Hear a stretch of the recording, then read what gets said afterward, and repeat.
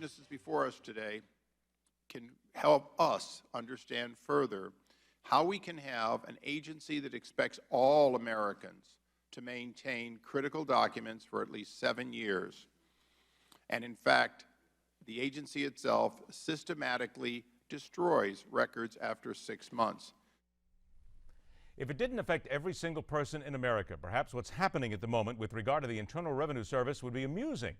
But when one considers this benevolent agency that cares deeply about each and every one of us, seems to be more than a little bedeviled themselves when it comes to the truth, maybe you can sneak in a dark chuckle here and there.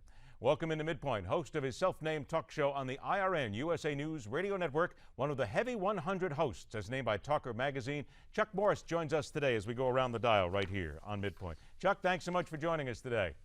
Thanks for having me aboard, Ed. Chuck, here we go. There's some news coming out today where basically Koskinen says that the IRS troubles are suspicious, but there's no crime uncovered. Well, it would seem to me as if we are just getting started on this little trail, aren't we? This is the largest scandal I've seen in my lifetime. I can't think of an issue where my listeners have been more agitated over. Koskinen is a political hack who is a big donor to Democratic candidates. There should be a special prosecutor appointed. What we have here is an agency that is being used to attack dissent. They're being used to attack those who disagree with the government, with the regime.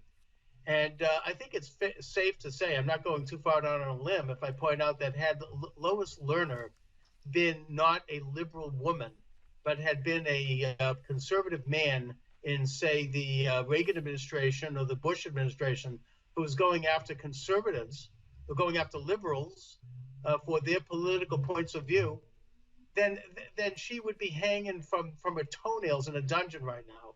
We would have impeachment proceedings right now. The idea that this is happening in America, where we would be fearful of this agency, which is gun-backed and fearful in and of itself, going after us for our political opinions, regardless of what they might be, is something that must not happen in our lifetime. We can't tolerate that. And the fact that the left is not with us on this shows, first of all, that they secretly admire it because they view conservatives as being evil and not worthy of having a voice. But more fundamentally, it shows their authoritarian nature, the situational approach to such matters. You know, you would think conventionally that they'd be upset over a federal agency being used as a gendarme for a regime attacking their opponents. Chuck, when you say, though, that the left is not with us in this, isn't that just to be expected, though? Because we are now at the most divisive time, seemingly, in our history when it comes to our lawmakers in Washington. The left will not agree with the right won't agree with the left. There is very little bipartisanship, if any, left here. So should we even really be surprised that the left has taken this stance, whether it's right or wrong?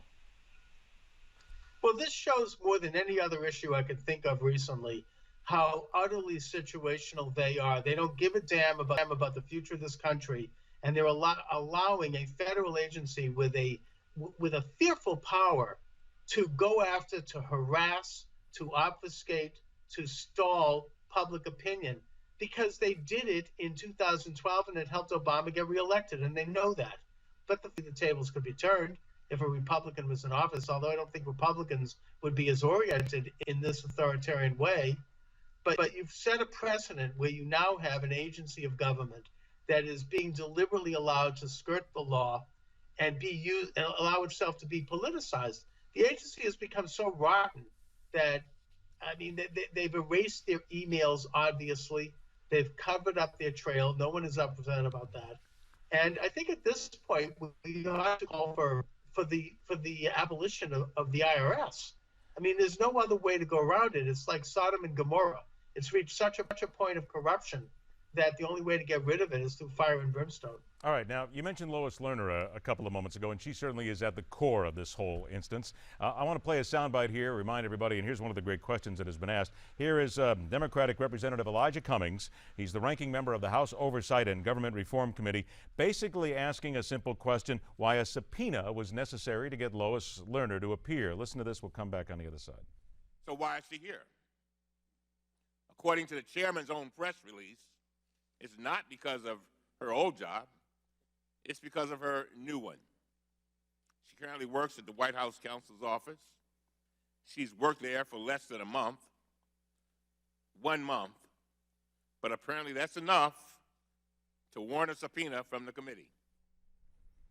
And they're talking about subpoenas for everybody right now, and here we are talking about a special prosecutor. Will a special prosecutor, though, in all these subpoenas, Chuck, really get anything done at all? If we have stonewalling to this point, why would we even think that the stonewall would stop simply if you start to get logical government and logical legalese involved? And I think the problem here is that the Republicans in Congress are spineless. They have Lois Lerner essentially in contempt of Congress.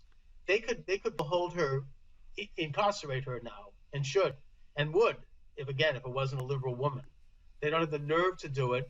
But the fact is that she's refused to testify before Congress on a matter that is of a deep criminal nature. Now all the emails have been erased. They obviously knew that that would be damaging, but they erased them because what was in those emails would have been a lot more damaging.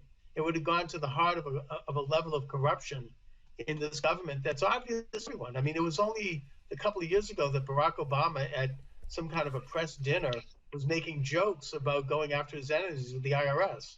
You've got situations where Democrats in Congress have called the IRS and asked them, allegedly, to look into their opponents. We now know that Lois Lerner herself, in an email that has actually been uncovered, was calling for an IRS audit for a Republican senator because of very nefarious reasons. So, this is a scandal that really is so pervasive and so corrupt. It goes very much to the authoritarian nature, again, I would argue, of the left, in that they have no problem using the levers of power and of government to go after their opponents, and they feel good and moral about doing that.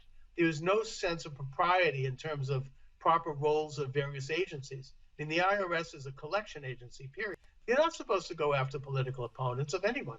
They've been completely politicized, which is why I say the agency has reached a point of no return.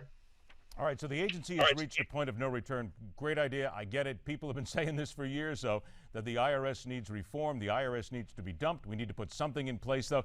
Honestly, though, it will take so long to get through this because if we're just getting to the special prosecutor stage here and we're still talking about more subpoenas and we're talking about a greater investigation, there is a possibility here that this will go on for years. And if we're really looking for any sort of logical and serious reform, it could be another decade off. And I think we all know what happens with time. People let things slide, things soften up a little bit. It would almost seem to many people as if the IRS, the administration, whoever is involved here, is simply just going to play for time on this and make sure that it just kind of fades away into the public consciousness sooner or later. Would you not agree with that? Well, Republicans need to phrase the issue properly as a situation where the government is suppressing dissent. The government is going after those who oppose the regime, and they need to compare that to authoritarian states like the old Soviet Union, where if you spoke up and disagreed with the government, you would have an agency causing all sorts of problems. I mean, the fact that this would even occur in the United States should be troubling to everyone, and the Republicans have to have the basic nerve to get involved and frame the issue as such, or else no one will. Well, but then who needs to actually then take the real bull by the horns here, if you will? The Republicans are at this right now. You certainly have the voters that are out here right now. But we're going to keep asking that question. How do you push this forward then and really get to the heart of what's going on here? And would a special prosecutor be the answer?